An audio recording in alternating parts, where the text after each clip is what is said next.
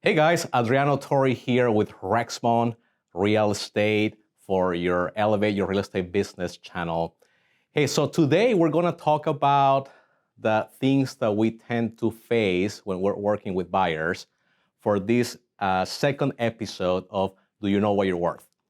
And one of those things that we tend to face quite often when we're working with buyers, guys, is the fact that to support those buyers in moving forward with their goals, we tend to sometimes be a little more protective with what may look like or feel like to be the feelings that may actually come on the surface.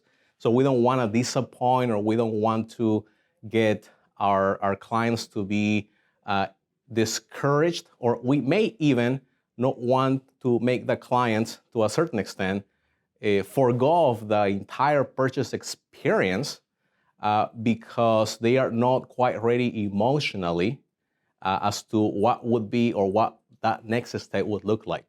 And today, guys, I have Riley here with me, which is one of our top producers in the organization, who is going to be sharing insight as far as what we're doing to confront clients, right? To the realization that sometimes we have to make hard decisions, but those hard decisions are going to be the ones that are going to be paying off for them over the long run. So Riley, tell me about what is going on today with the buyer in our market as far as how those decisions are coming along.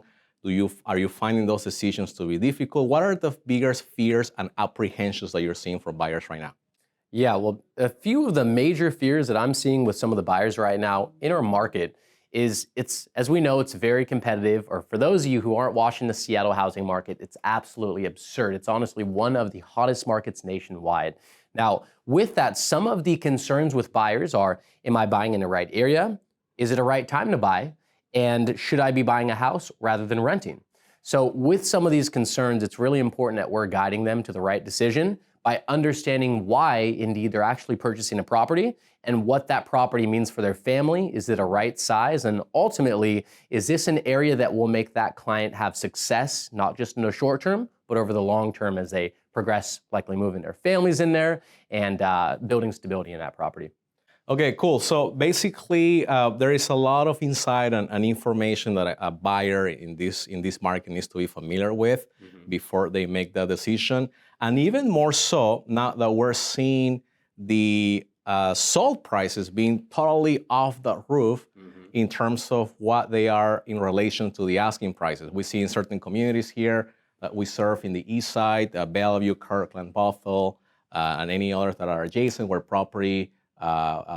basically properties are selling for 300, 400, 800, 900, even over $1 million above asking price. And definitely there is a lot of that certainty that needs to be in a client's mindset as far as how they approach these decisions. So I am curious to know, Riley, so when you are working with clients, with buyers, right, in the community who really have this commitment of wanting to purchase a property for themselves and their families, what have you found are likely conversations that are not being taking place between an agent, a professional, and the client that might be preventing them from getting the property that they want within their budget? What have you found likely that might be barriers? Yeah, that's a great question. Yeah. So some of the barriers that I see in the field, unfortunately, with other buyers when they're working with other agents or other professionals in our field, is a few preliminary questions that are very important. And the first one is financial capacity. Now, guys, why this is important is, of course, if we're escalating very high over the asking price, there's very competitive terms, we need to make sure that we're moving forward in a safe position. And what that means is when you're in a competitive multiple offer situation where there's likely no contingencies that would protect you in case of things like a low appraisal coming back, because keep in mind, guys, as Adriano said, there's a lot of times where these houses are going $800,000 or more over the asking price, right? So A most important barrier for the clients to be in a safe position while still securing the property is knowing what their financial background is, not just their down payment, but hypothetically, let's plan for worst case. How much money do we have in our savings or stock options or 401k that we can pull out when need be to make sure that if we're in these crazy multiple offer situations, we find success? That would be number one. Now, a second one I'm seeing time and time again is setting realistic expectations for houses that they can secure. Now, what I mean by that, guys, is if we're looking at a $900,000 house today that is going up $50,000 to $100,000 every single month, the further that we take to get from, the longer it takes to get our client that property, the further we're getting from actually securing the home that they want.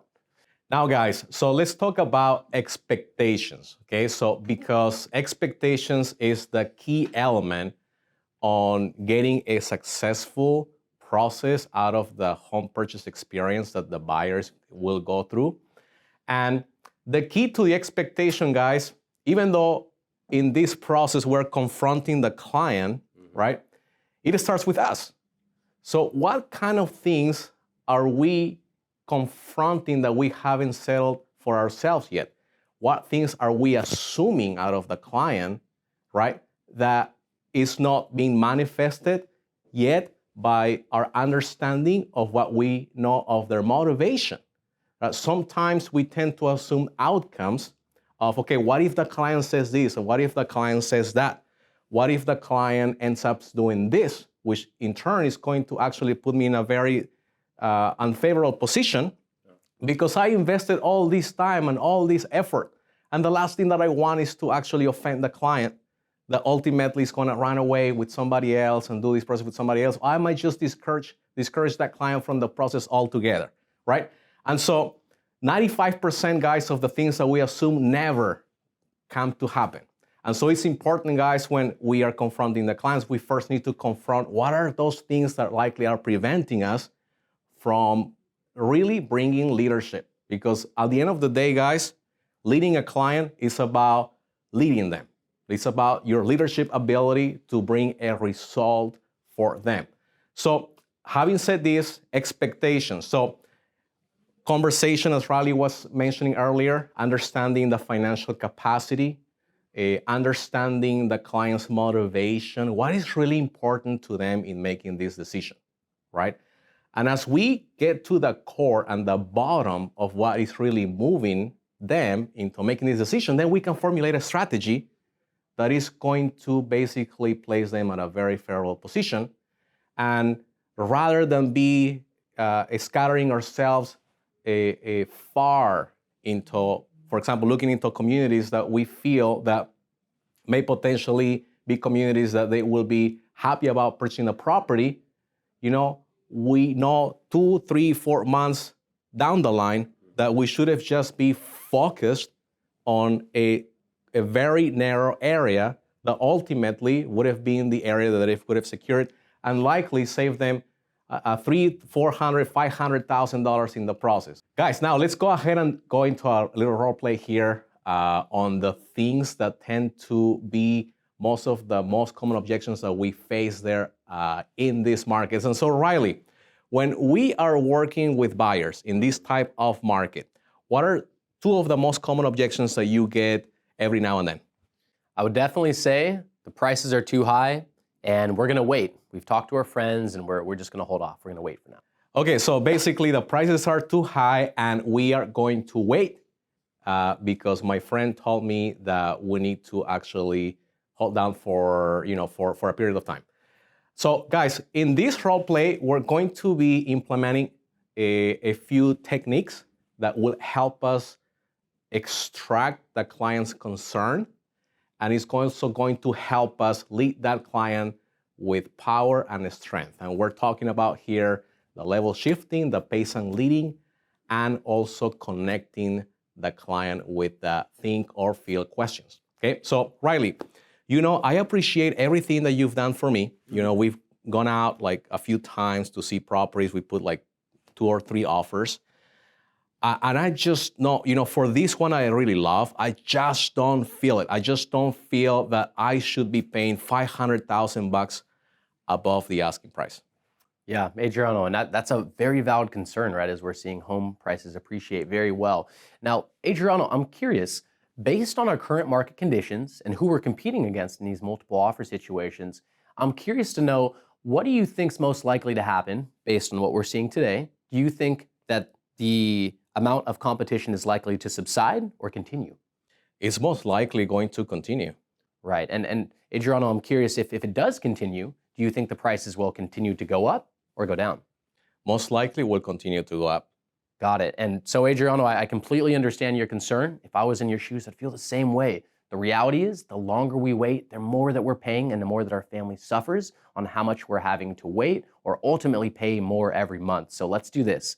Based on this house fitting everything that we've covered, from the community being amazing, the home features and property condition being very good, and checking the inspection report and everything looking to be in very good condition, we need to act swiftly so we don't lose this one. So here's what we need to do, Adriano. We need to put in this offer for this price with this escalation so we can secure this property and make our family feel happy and safe in this home.